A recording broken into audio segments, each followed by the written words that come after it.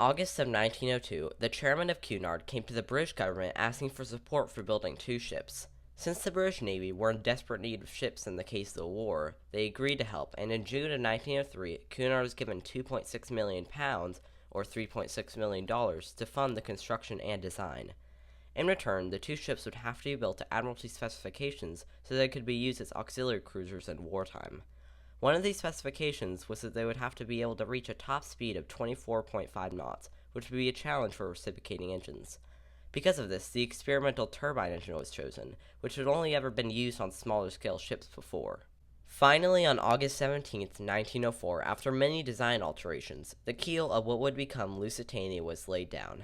3 months later, the keel of the second ship, Mauretania, was also laid down, but she is not the topic of this video. While under construction, John Brown, the shipyard responsible for the construction, had to make modifications to the shipyard to accommodate the large size of the ship. Lusitania was launched on June 7, 1906, and would be attended by 600 invited guests and over 1,000 spectators. When test trials took place on July 27, 1907, the ship reached a speed of 25.6 knots, but at that speed, the ship experienced excessive vibration, making second-class accommodations uninhabitable. Because of this, stiffening work was done on the interior, which helped with the problem but would never fully solve it. The RMS Lusitania was finally delivered to the Cunard Line on August 26, 1907, and would make her maiden voyage on September 7, 1907. 200,000 people gathered to see the largest ship in the world depart, and at 9 a.m. she departed Liverpool for Queenstown. The following morning, she arrived and anchored off Roach's Point to pick up a further 120 passengers, which brought the total up to 2,320. At 12:10 p.m. Sunday, she departed for the open ocean. 5 days later, she would reach New York, but was 30 minutes behind the record, after massive amounts of fog throughout the voyage delayed the crossing. The return voyage took another 5 days to complete, after fog yet again delayed the voyage. During the second voyage, though, under better weather, Lusitania was able to make a record time of 4 days, 19 hours, and 53 minutes, which shattered the blue ribbon for the westbound crossing. On a return voyage, she also shattered the blue ribbon for the eastbound crossing, averaging a speed of 23.6 knots. This had only ever been beaten by her sister, Mauretania, which took the blue ribbon for the eastbound crossing in December of 1907. In June of 1908, Lusitania went to dry dock to get her outboard propellers replaced with more advanced versions. In the same year, Captain William Turner was appointed as the captain of the ship, which he would retain for the rest of the ship's career. A few months later, in February of 1909, Lusitania would yet again go into dry dock for propeller upgrades. This time, though, all 4 of her 3-blade props would be replaced with more advanced 4-blade props, which, on her next voyage, gave her an average speed of 25.85 knots. This crushed hers and Mauretania's previous records, winning Lusitania the blue ribbon once more. She would retain this record too, until Mauretania took the blue ribbon from her later that year, keeping it for over 20 years. From September to October of 1909, Lusitania would participate in the Hudson-Fulton Celebration, which was a showcase of modern technology. The show took place right outside of New York City and would not only showcase ships like Lusitania, but planes as well. Wilbur Wright made many demonstrations of his flyer, some of which involved flying over Lusitania and taking pictures. Around 3 months after the celebration, in January of 1910, Lusitania was 2 days into her westbound crossing when out of nowhere a 75-foot-high rogue wave smashed into the bow of Lusitania.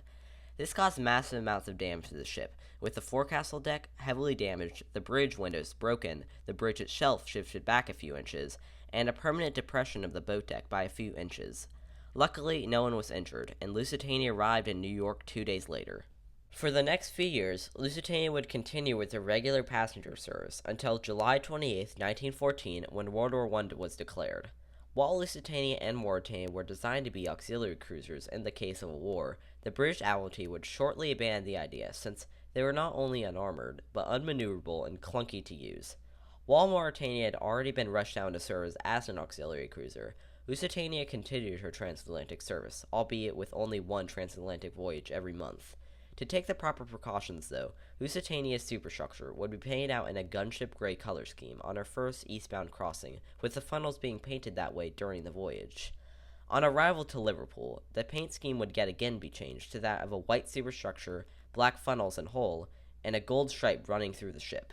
It was also decided to shut down the 4th boiler room to conserve coal, as transatlantic passenger service during this time was low, and companies like Cunard could not afford to pay for the coal.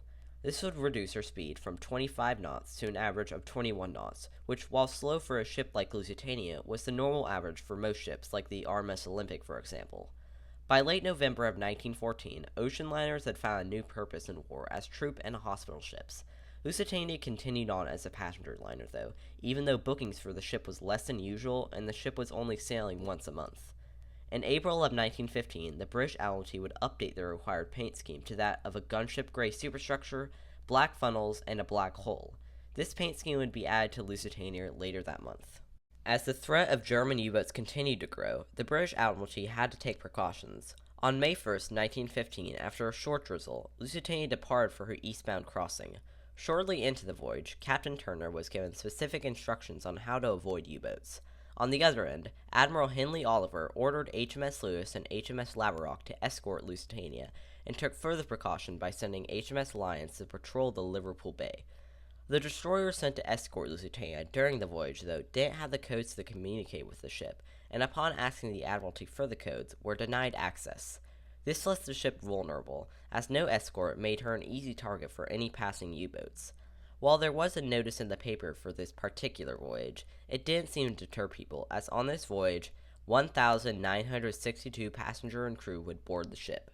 In the morning hours of May 7th, 1915, Lusitania was nearing the end of her 7-day-long journey. At 2:10 p.m., 11 miles from shore, Lusitania crossed in front of German submarine U-20.